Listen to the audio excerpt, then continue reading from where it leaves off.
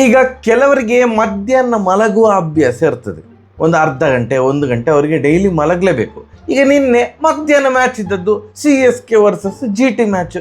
ಅವ್ರು ಕ್ರಿಕೆಟ್ ಪ್ರೇಮಿಸ್ ಆಗಿರ್ತಾರೆ, ಅವಾಗ ಅವರಿಗೆ ಗೊಂದಲ, ಎಂತ ಮರ ಮಧ್ಯಾಹ್ನ ಮಲಗಲಾ ಅಥವಾ ಮ್ಯಾಚ್ ನೋಡ್ಲಾ ಅಂತ. ಅವರು ಪಾಪ ಇಲ್ಲ ನಾವು ಮ್ಯಾಚ್ ನೋಡುವ ಅಂತ ಬರ್ತಾರೆ.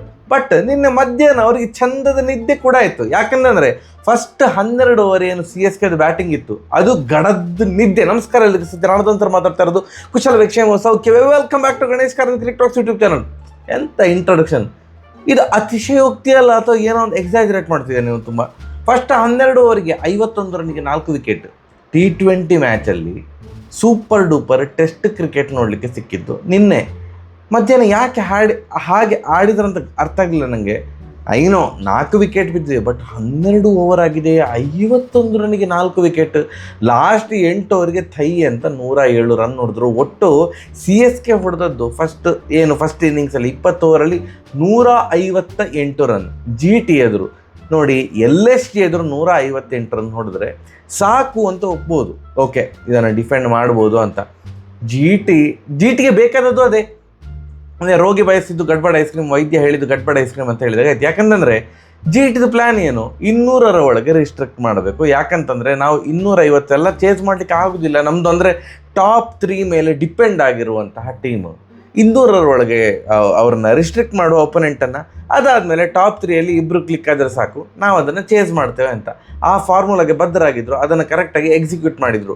ನಿನ್ನೆ ನನಗೆ ಬೇಜಾರಾಗಿದ್ದು CSKದು ಆಯ್ತು 12 ಓವರ್ಗೆ 51, ಅದ್ರ ಬಗ್ಗೆ ಮಾತಾಡ್ತೇನೆ. ಉರ್ವಿಲ್ ಪಟೇಲ್ ಅವ್ರನ್ನ ಪ್ಲೇಯಿಂಗ್ 11ನಲ್ಲಿ ಇಟ್ಕೊಂಡಿದ್ರು, ಆಯಿತಾ, 1 ಡೌನ್ ಆಗಿ ಬಂದಿದ್ರು. ಉರ್ವಿಲ್ ಪಟೇಲ್ 1 ಬಾಲ್ 4 ಹೊಡೆದು ಪಟಾರ್ ಅಂತ 4 ಹೊಡೆದು ನೆಕ್ಸ್ಟ್ ಬಾಲ್ ಔಟ್ ಆದರು. 2 ವಿಕೆಟ್ ವಿತ್ ಪವರ್ ಪ್ಲೇಯಲ್ಲಿ 2 ವಿಕೆಟ್ ವಿತ್ ಸ್ಯಾಮ್ಸನ್ ಅವರು ಔಟ್ ಆಗಿದ್ದಾರೆ, ಉರ್ವಿಲ್ ಪಟೇಲ್ ಅವರು ಔಟ್ ಆಗಿದ್ದಾರೆ. ಅದಕ್ಕೆ ಇವರು ಗಾಬರಿಯಾಗಿ ಸರ್ಫರಾಜ್ ಖಾನ್ ಅವ್ರನ್ನ ಇಂಪ್ಯಾಕ್ಟ್ ಪ್ಲೇಯರ್ ಆಗಿ ಕರ್ಕೊಂಡ್ಬಂದಾಯಿತು. ಅಣ್ಣ 2 ವಿಕೆಟ್ ಬಿದ್ದದಣ್ಣ. ನೆಕ್ಸ್ಟ್ ಬ್ರೇವಿಸ್ ಇದ್ದಾರೆ, ದುಬೆ ಇದ್ದಾರೆ, ಕಾರ್ತಿಕ್ ಶರ್ಮಾ ಇದ್ದಾರೆ, ಓಕೆ ಅದು ಅವರು ಕೂಡ ಔಟಾಗಿ ಏನಾದರೂ ಒಂದು ಕೊಲ್ಯಾಪ್ಸ್ ಎಲ್ಲ ಆದರೆ ಆಗ ಒಂದು ನೀವು ಇಂಪ್ಯಾಕ್ಟ್ ಪ್ಲೇಯರ್ ಆಗಿ ಒಂದು ಬ್ಯಾಟ್ಸ್ಮನನ್ನು ಕರ್ಕೊಂಬರೋದೊಳ್ಳೆ ಅರ್ಥ ಉಂಟು.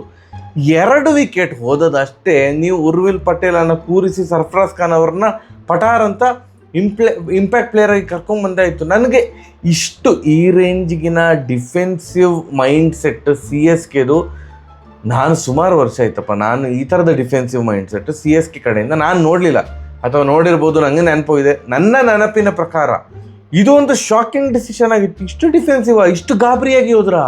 2 ವಿಕೆಟ್ ಅದು 0ಗೆ 2 ಕೂಡ ಅಲ್ಲಣ್ಣ. ಒಂದು ಸ್ವಲ್ಪ ರನ್ ಆಗಿದೆ, 2 ವಿಕೆಟ್ ಹೋಗಿದೆ, ಟಕ್ಕಂತ ಇಂಪ್ಯಾಕ್ಟ್ ಪ್ಲೇಯರ್ ಕರ್ಕೊಂಡ್ಬಂದರು. ಸೊ ನಿಮ್ಮದು ಬೌಲಿಂಗ್ ಈಗ ವೀಕ್ ಆಯಿತು, ಬೌಲಿಂಗ್ ಆಪ್ಷನ್ ಕಡಿಮೆ ಆಯಿತು. ನನಗೆ ಇದು ಅರ್ಥ ಆಗಿಲ್ಲ. ದಯವಿಟ್ಟು CSK ಫ್ಯಾನ್ಸ್, ನಾನು ಜೆನ್ಯೂನ್ ಆಗಿ ಕೇಳ್ತಾ ಇರೋದು, ಆಡಿಕೊಂಡು ಹೋಗ್ತಾ ಇರೋದು ಎಂಥದ್ದು ಅಲ್ಲ. 2 ವಿಕೆಟ್ ಹೋದ ಕೂಡಲೇ ಇಂಪ್ಯಾಕ್ಟ್ ಪ್ಲೇಯರನ್ನು ಹೇಗೆ ಕರ್ಕೊಂಬಂದ್ರಿ? ಆಯ್ತು, ಇಂಪ್ಯಾಕ್ಟ್ ಪ್ಲೇಯರನ್ನು ಕರ್ಕೊಂಬಂದರು, ಸರ್ಫರಾಜ್ ಖಾನ್ ಅವ್ರನ್ನ ಇಂಪ್ಯಾಕ್ಟ್ ಕ್ರಿಯೇಟ್ ಮಾಡಿದ್ರ? ಇಲ್ಲ, ಫಸ್ಟ್ ಬಾಲೇ ಔಟು. ಸೊ ಯಾವ ರೇಂಜಿಗೆ ಅವ್ರಿಗೆ ಸೈಕಾಗಿರ್ಬೋದು. ನಾವೊಂದು ಇಂಪ್ಯಾಕ್ಟ್ ಪ್ಲೇಯರ್ನ ಕರ್ಕೊಂಡ್ಬಂದೇವೆ, ಇಂಪ್ಯಾಕ್ಟ್ ಪ್ಲೇಯರ್ ಫಸ್ಟ್ ಬಾಲೇ ಡಕ್ ಔಟು. ರಬಾಡ ಅವರ ಬೌಲಿಂಗಲ್ಲಿ, ಅಂದರೆ ರಬಾಡ ಅವ್ರನ್ನ ಯಾವುದೋ ಕ್ಲಬ್ ಬೌಲರ್, ನಾನು ಹೊಡೆದು ಬಿಸಾಕ್ತೇವೆ ಅನ್ನೋ ಒಂದು ಮೈಂಡ್ ಸೆಟ್ಟಲ್ಲಿ ನಂಗೆ ಅರ್ಥ ಆಗಲಿಲ್ಲ. ಉರ್ವಿಲ್ ಪಟೇಲ್ ಹೊಡೆದ ಶಾಟ್ ಕೂಡ ಅರ್ಥ ಆಗಲಿಲ್ಲ, ಸರ್ಫರಾಜ್ ಖಾನ್ ಹೊಡೆದ ಶಾಟು ಅರ್ಥ ಆಗಲಿಲ್ಲ. ಯಾಕೆ ಫುಲ್ ಶಾಟು ಅವರ ಪೇಸಲ್ಲಿ ನಿಮ್ಗೆ ಆಡ್ಲಿಕ್ಕೆ ಬರ್ತಾ ಇಲ್ಲ ಅಂತ ಡಿಫೆನ್ಸ್ ಮಾಡಿ, ಅದು ಬಿಟ್ಟು ಫುಲ್ ಶಾಟ್ ಹೊಡಿಲಿಕ್ಕೆ ಹೋಗಿ ಅವ್ರು ಔಟ್ ಆದರು. ಫಸ್ಟ್ 3 ವಿಕೆಟ್ ರಬಾಡ ಅವರಿಗೆ ಸಿಕ್ಕಿತು. ಈ Gaikwad actually first 2 ball 8 run, 2 ball 2 4. Wow, ಇವತ್ತು ಡೇ ಬಿಲಾಂಗ್ಸ್ ಟು ಇದು ಗಾಯಕ್ವಾಡ್. ಬೇರೆ ಇಂಟೆಂಟಲ್ಲಿ ಆಡ್ತಾರೆ ಅಂತಂದಾಗ ಪಟ 3 ವಿಕೆಟ್ ಹೋದ್ಮೇಲೆ ಅವರು ಒಂಚೂರು ನಿಧಾನ ಆಡುವಂತ ಬದ್ರಾದರು. ಬಟ್ ಎಷ್ಟು ನಿಧಾನ ಅಂತಂದರೆ first 2 ಬಾಲಿಗೆ 8 run, next 35 ಬಾಲಿಗೆ 20 run. What ಆಯಿತು, ಡಿಫೆನ್ಸು ಓಕೆ, ಅದೆಲ್ಲ ಹೌದು, ಸ್ವಲ್ಪ ಡಿಫೆನ್ಸಿವ್ ಮೈಂಡ್ ಸೆಟ್ ಇರಬೇಕು. ಈ ರೇಂಜ್ಗೆಯಾ 20 ರನ್ನಿಗೆ 35 ಬಾಲ್ ತಗೊಂಡ್ರು. ನೆಕ್ಸ್ಟ್ 23 ಬಾಲಿಗೆ 54 ರನ್ ಹೊಡೆದಿದ್ದಾರೆ, ಇಲ್ಲ ಅಂತ ಹೇಳೋದಿಲ್ಲ. ಬಟ್ ಆ 35 ಬಾಲಲ್ಲಿ ಅವರು 35 ರನ್ ಆದರೂ ಪೇರಿಸಬೇಕಿತ್ತು ಅನ್ನೋದು ನನ್ನ ಒಂದು ಅಭಿಪ್ರಾಯ. ಆಗ ಒಂದು 15 ರನ್ ಆದರೂ ಜಾಸ್ತಿ ಆಗ್ತಿತ್ತು ಟ್ಯಾಲಿಯಲ್ಲಿ. ಲಾಸ್ಟ್ 12 ಓವರ್ ಹೊಡೆದಿದ್ದಾರೆ, ಇಲ್ಲ ಅಂತಲ್ಲ. ಲಾಸ್ಟ್ 12 ಓವರ್ ಏನು ಎಲ್ಲ ಬಂದವರೆಲ್ಲ ಹೊಡಿತಿದ್ದಾರೆ, 6-4 ಏನು ಓವರ್ಟನ್ ಅವರು ಆಡಿದ 6 ಬಾಲ್ 18 ರನ್ ಹೊಡೆದ್ರು. ಈಗ ಬಂದವರೆಲ್ಲ ಒಂದು ಯೂಸ್ಫುಲ್ ಕಾಂಟ್ರಿಬ್ಯೂಷನ್ ಕೊಟ್ಟಿದ್ದಾರೆ ಲಾಸ್ಟಿಗೆ ಬಂದವರು. ಬಟ್ ಮಿಡ್ಲಲ್ಲಿ ಆ ಫಸ್ಟ್ 12 ಓವರ್ ಮತ್ತು ಆ 12 ಓವರಲ್ಲಿ ಗಾಯಕ್ವಾಡ್ 35 ಬಾಲಲ್ಲಿ 20 ರನ್ ಹೊಡೆದದ್ದು ನನ್ನ ಒಂದು ವಿವೇಚನೆಗೆ ಮೀರಿದ್ದು. ಇದು ತುಂಬ ಸ್ಲೋ ಆಯಿತು ಅನ್ನೋದು ನನ್ನ ಒಂದು ಭಾವನೆ. At the end not out 74 run ಹೊಡೆದ್ರು, 60 ಬಾಲಿಗೆ 74 ರನ್. ಹೀಗೆ ಹೇಳ್ಬೋದು, ಗೇಮ್ ಸಿಚುವೇಶನ್ ನಿಂಗೆ ಗೊತ್ತಾಗೋದಿಲ್ಲ ಅಣ್ಣ, ನೀನು ಆಡಿದರೆ ಮಾತ್ರ ಗೊತ್ತಾಗೋದು. ಎಲ್ಲ ಒಪ್ತೇನೆ, ಆ ಕ್ಷಣದಲ್ಲಿ ನಿಧಾನ ಆಡಬೇಕಿತ್ತು, ವಿಕೆಟ್ ಉಳಿಸ್ಕೊಳ್ಬೇಕಿತ್ತು ಗಾಯಕ್ವಾಡು ಹಾಗೂ CSK. ಬಟ್ ಗಾಯಕ್ವಾಡ್ ಅಷ್ಟು ಸ್ಲೋ ಆಡಿದ್ದು ನೆಸೆಸಿಟಿ ಇತ್ತಾ ಅಂತ ಅಷ್ಟೇ, ಮತ್ತೆಂಥದ್ದು ಇಲ್ಲ. ಆ್ಯಂಡ್ GTದು ಚೇಸ್ ಸ್ಟಾರ್ಟ್ ಆಯಿತು. GT ಅವ್ರದ್ದು ಈ ಟಾಪ್ ತ್ರೀ ಮೇಲೆ ಡಿಪೆಂಡ್ ಆಗಿದ್ದಾರೆ. ಟಾಪ್ 3ಯಲ್ಲಿ ಇಬ್ಬರು ಆದರೂ ಕ್ಲಿಕ್ ಆಗಬೇಕು. ಹಾಗೇ ಆಯಿತು. ಸಾಯಿ ಸುದರ್ಶನ್ ಅವರು ಲಾಂಗ್ ಇನ್ನಿಂಗ್ಸ್ ಆಡಿದ್ರು, 46 ಬಾಲಿಗೆ 87 ರನ್, ಒಂದು 100 ಒಂದು ಮಿಸ್ ಆಯಿತು ಅಂತಂದು ಬೇಜಾರಿರ್ಬೋದು. ಫ್ಯಾಂಟಾಸ್ಟಿಕ್, ಏನು 6 ಹಿಟ್ಟಿಂಗ್ ಅಬಿಲಿಟಿ ಮಾರ, 4 4 7 6, ಕೆಲವೊಂದು ಫ್ಲ್ಯಾಟ್ 6 ಹೊಡಿತಿದ್ರು. Fantastic to watch. 100 ರನ್ ಒಂದು ಕಂಪ್ಲೀಟ್ ಆಗಲಿಲ್ಲ ಅಂತಂದು ಬೇಜಾರಿರ್ಬೋದು. ಅವ್ರು ಔಟ್ ಆದರು, ಗಿಲ್ ಅವರು ಔಟ್ ಆದರು. ಗಿಲ್ ಅವ್ರು ಲಾಸ್ಟ್ ಮ್ಯಾಚ್ 24 ಬಾಲ್ಗೆ 32 ರನ್ ಹೊಡೆದಿದ್ರು. ಈ ಮ್ಯಾಚಲ್ಲಿ 23 ಬಾಲ್ಗೆ 33 ರನ್ ಹೊಡೆದ್ರು. ಅವರಿಬ್ಬರು ಔಟ್ ಆದ್ರು ಬಿಟ್ಟರೆ ಮತ್ತೆ ಯಾರು ಔಟ್ ಆಗಲಿಲ್ಲ. ಜಾಸ್ತಿ ಟಾರ್ಗೆಟೇ ಇರಲ್ಲ ಔಟ್ ಆಗಲಿಕ್ಕೆ. ಬಟ್ಲರ್ ಅವರು ನಾಟ್ ಔಟ್ 39 ರನ್ನು. ವಾಷಿಂಗ್ಟನ್ ಸುಂದರ್ ಅವರು ಸುಂದರವಾಗಿ 1 ಬಾಲ್ಗೆ 1 ರನ್ ನಾಟ್ ಔಟ್ ಆಗಿದ್ರು. And GT back to winning track. 2 ಮ್ಯಾಚ್ಗಳನ್ನು ಸೋತಿದ್ರು. ಈಗ ಅವರು ಈ ಒಂದು ಜಯದೊಂದಿಗೆ ಒಂದು ನಿಧಾನವಾಗಿ ಒಂದು ಕಾನ್ಫಿಡೆನ್ಸನ್ನು ತಗೊಂಡಿರ್ಬೋದು. ಆ್ಯಂಡ್ CSK ಅಂದರೆ ಸ್ಯಾಮ್ಸನ್ ಅವರು 100 ಹೊಡೆದ್ರೆ ಮಾತ್ರ ನಾವು ವಿನ್ ಆಗಬೇಕಂತ ಡಿಸೈಡ್ ಮಾಡಿದ್ದೀರಾ? I have no idea. Gaikwad ಅವರು ಫಾರ್ಮಿಗೆ ಬಂದಿದ್ದಾರೆ, ಖುಷಿ. ಬಟ್ ಯೂಸ್ ಆಯಿತಾ? ಯೂಸೇ ಆಗಲಿಲ್ಲ. ಏನು ಅನಿಸುತ್ತೆ ಅಂತ ಕಮೆಂಟ್ ಸೆಕ್ಷನಲ್ಲಿ ತಿಳಿಸಿ. ಫಸ್ಟ್ 12 ಓವರ್ ಅಂತೂ ನನಗೆ ಪರ್ಸ್ನಲಿ ಭಯಾನಕ ಬೋರ್ ಆಯಿತು. ಆ್ಯಂಡ್ ಸುಮಾರು ಕಮೆಂಟ್ ನಾನು ಓದಲಿಲ್ಲ. I am really sorry. ಒಂದು ಲಾಸ್ಟ್ 3 ಮ್ಯಾಚಲ್ಲಿ ಹೈಯೆಸ್ಟ್ ಲೈಕ್ಡ್ ಕಮೆಂಟನ್ನು ನಾನು ಓದಿರಲಿಲ್ಲ, ಈಗ ಓದ್ತೇನೆ, ಕೇಳಿ.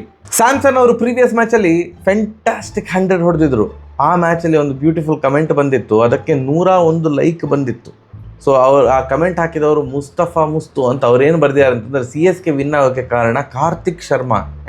ಹೇಗೆ ಗೊತ್ತಾ, ಅವರು 18 ಓವರ್ ತನಕ ಆಡಿದ್ದಕ್ಕೆ ಕೊನೆಗೆ ಅಖಿಲ್ ಹುಸೇನ್ ಅವರು ಇಂಪ್ಯಾಕ್ಟ್ ಪ್ಲೇಯರ್ ಆಗಿ ಬಂದಿದ್ದು. ಕಾರ್ತಿಕ್ ಶರ್ಮಾ ಏನಾದರೂ ಬೇಗ ಔಟ್ ಆಗಿದ್ದಿದ್ರೆ ಪ್ಯಾಡ್ ಹಾಕಿಕೊಂಡು ಪ್ರಶಾಂತ್ ವೀರು ಅಥವಾ ಉರ್ವಿಲ್ ಪಟೇಲ್ ಅವರು ಡಗ್ಔಟಲ್ಲಿ ಕೂತಿದ್ರು ಇಂಪ್ಯಾಕ್ಟ್ ಪ್ಲೇಯರ್ ಆಗಿ ಬರಲಿಕ್ಕೆ. ಅವರು ಬಂದಿದ್ದರೆ ಅಖಿಲ್ ಹುಸೇನ್ ಅವರಿಗೆ ಚಾನ್ಸ್ ಸಿಗ್ತಿರಲಿಲ್ಲ ಇಂಪ್ಯಾಕ್ಟ್ ಪ್ಲೇಯರ್ ಆಗಿ ಬಂದು ಆ ಒಂದು 4 ವಿಕೆಟ್ ತೆಗಿಲಿಕ್ಕೆ ಅಂತ. ಬ್ಯೂಟಿಫುಲ್ ಪಾಯಿಂಟ್ ಅದು. ಈ ಮ್ಯಾಚ್ ಜೊತೆಗೆ ನಾವು ಇದು ಲಿಂಕ್ ಮಾಡಿದಾಗ ಇನ್ನೂ ಸಹ ಕರೆಕ್ಟ್ ಅಂತ ಅನ್ನಿಸ್ತದೆ. ಏನಾದ್ರು ಬೇಗ ಔಟ್ ಆಗಿದ್ದೀವಿ ನೋಡಿ, ಅಲ್ಲಿ ಉರ್ವಿಲ್ ಪಟೇಲ್ ಅವರು ಬೇಗ ಔಟ್ ಆದರು. ಪಟಾರ್ ಅಂತ ಸರ್ಫರಾಜ್ ಖಾನ್ ಅವ್ರನ್ನ ಇಂಪ್ಯಾಕ್ಟ್ ಪ್ಲೇಯರ್ ಆಗಿ ಕರ್ಕೊಂಡ್ಬಂದಿದ್ರು. ಸೊ ಹಾಗೆ ಕಾರ್ತಿಕ್ ಶರ್ಮಾ ಅವರು ಏನಾದರೂ ಪಟ್ಟದ ಬೇಗ ಔಟ್ ಆಗಿದ್ದಿದ್ರೆ ಯಾರಾದರೂ ಇಂಪ್ಯಾಕ್ಟ್ ಪ್ಲೇಯರ್ ಆಗಿ ಬರ್ತಾಯಿದ್ರು. ಆಗ ಅಖಿಲ್ ಹುಸೇನ್ ಅವರಿಗೆ ಬೌಲಿಂಗ್ ಚಾನ್ಸೇ ಸಿಗ್ತಾ ಇರಲಿಲ್ಲ, ಇಂಪ್ಯಾಕ್ಟ್ ಪ್ಲೇಯರ್ ಆಗಿ ಬರಲಿಕ್ಕೆ ಆಗ್ತಾ ಇರಲಿಲ್ಲ. ಬ್ಯೂಟಿಫುಲ್ ಕಮೆಂಟ್ ಮುಸ್ತಫಾ ಅವರೇ, ನಾನು ನಿಮ್ಮ ಕಮೆಂಟನ್ನು ಓದಿದ್ದೇನೆ. ನೆಕ್ಸ್ಟ್ ಕಮೆಂಟ್ ಓದುವ. ವೈಭವ್ ಸೂರ್ಯವಂಶಿ ಅವರು 100 ಹೊಡೆದ್ರೂ ಕೂಡ ಅವರ ಟೀಮ್ ಸೋತಿತ್ತು. ಆ ವಿಡಿಯೋಗೂ ಕೂಡ ಒಂದು ಹೈಯೆಸ್ಟ್ ಲೈಕ್ ಬಂದಿತ್ತು, 72 ಲೈಕ್ ಬಂದ ಕಮೆಂಟ್ ವರುಣ್ ಶಂಕರ್ ಅವರು ಬರೆದದ್ದು. ಇದು ಸಿಂಪಲ್ ಕಮೆಂಟ್ ಅಂದರೆ ಎಲ್ರಿಗೂ ಗೊತ್ತಿರುವಂಥದ್ದೇ. ಆರೆಂಜ್ ಕ್ಯಾಪ್ ಯಾವ ಥರ ಆ ದಿನ ಟ್ರಾವೆಲ್ ಆಯಿತು ಅಂತ. ಬೆಳಿಗ್ಗೆ ತನಕ ಕೊಹ್ಲಿ ಅವ್ರ ಹತ್ರ ಇತ್ತು ಆರೆಂಜ್ ಕ್ಯಾಪು. ಅದಾದಮೇಲೆ ಮಧ್ಯಾಹ್ನದ ಮ್ಯಾಚ್ ಆದಮೇಲೆ KL ರಾಹುಲ್ ಅವರ ಪಾಲಾಯಿತು. ಅದಾದಮೇಲೆ ಈವ್ನಿಂಗ್ ಮ್ಯಾಚಲ್ಲಿ ಫಸ್ಟ್ ಇನ್ನಿಂಗ್ಸ್ ಆದಮೇಲೆ ವೈಭವ್ ಸೂರ್ಯವಂಶಿಗೆ ಆರೆಂಜ್ ಕ್ಯಾಪ್ ಹೋಯಿತು. ನೈಟ್ ಅಭಿಷೇಕ್ ಶರ್ಮಾ ಅವರು ಡಮಡಮ ಅಂತ ಹೊಡೆದ ಮೇಲೆ ಆ ಒಂದು ಆರೆಂಜ್ ಕ್ಯಾಪ್ ಅಭಿಷೇಕ್ ಶರ್ಮಾ ಅವರ ಪಾಲಾಯಿತು ಅಂತ. ಸೊ ಒಂದೇ ದಿನದಲ್ಲಿ 4 ಬಾರಿ ಆರೆಂಜ್ ಕ್ಯಾಪ್ ಹೀಗೆ ಟ್ರಾವೆಲ್ ಮಾಡಿದ್ದು, ಬೇರೆಯವರಿಗೆ ಟ್ರಾವೆಲ್ ಮಾಡಿದಂಥ ರೀತಿಯನ್ನು ಬರೆದಿದ್ದಾರೆ. ಸೂಪರ್ ಕಮೆಂಟ್ ವರುಣ್ ಶಂಕರ್ ಅವರೇ. ಆ್ಯಂಡ್ ಇನ್ನೊಂದು ನೆಕ್ಸ್ಟ್ ಕಮೆಂಟಿಗೆ ಈಗ ಹೋಗುವ. ನೆಕ್ಸ್ಟ್ ಕಮೆಂಟ್ ಭಯಂಕರ ಕಾಂಟ್ರವರ್ಷಿಯಲ್ ಕಮೆಂಟ್ ಅಥವಾ ಬೋಲ್ಡ್ ಕಮೆಂಟ್ ಅಥವಾ ಕೆಲವೊಂದ್ಸಲ ಟ್ರಾಲ್ ಕೂಡ ಆಗ್ಬೋದು. ಏನು ಅಂತಂದರೆ, ಲೋಕೇಶ್ ಅವರು ಬರೆದಿದ್ದಾರೆ. 102 ಲೈಕ್ ಬಂದಿದೆ ಆ ಕಮೆಂಟಿಗೆ. ಲೋಕೇಶ್ ಅವರು ಏನು ಬರೆದಿದ್ದಾರೆ ಅಂತಂದರೆ, RCBಗೆ ಮಾತ್ರ ಪಂಜಾಬನ್ನು ಸೋಲಿಸೋ ದಮ್ಮಿರೋದು. ಅವ್ರು ಏನು ಹೇಳ್ತಾ ಇದ್ದಾರೆ ಅಂತಂದರೆ, ಪಂಜಾಬ್ ಈಗ ಮೇ 17ಕ್ಕೆ ಏನೋ RCB ಅಗೇನ್ಸ್ಟ್ ಮ್ಯಾಚ್ ಉಂಟಲ್ಲ ಧರ್ಮಶಾಲಾದಲ್ಲಿ, ಆ ಮ್ಯಾಚನ್ನು ಪಂಜಾಬ್ ಸೋಲ್ತದೆ, RCB ಅವರನ್ನು ಸೋಲಿಸ್ತಾರೆ ಅಂತ ಇಂಡೈರೆಕ್ಟ್ಲಿ ಹೇಳ್ತಾ ಇದ್ದಾರೆ. ಈ ಕಮೆಂಟಿಗೆ ನೀವು ಏನು ಹೇಳುತ್ತೀರಿ ಅಂತ ಕಮೆಂಟ್ ಸೆಕ್ಷನಲ್ಲಿ ತಿಳಿಸಿ. ಇದು 3 ಕಮೆಂಟ್ ಹೈಯೆಸ್ಟ್ ಲೈಕ್ಡ್ ಕಮೆಂಟ್ ನನಗೆ ಓದಲಿಕ್ಕೆ ಮರ್ತೋಗಿತ್ತು, ಅದಕ್ಕೆ ಈ ವಿಡಿಯೋದಲ್ಲಿ ಕವರ್ ಮಾಡಿದ್ದೇನೆ. ಪ್ರಿವ್ಯೂ ವಿಡಿಯೋದಲ್ಲಿ ಸಿಗುವ. ನಮಸ್ಕಾರ.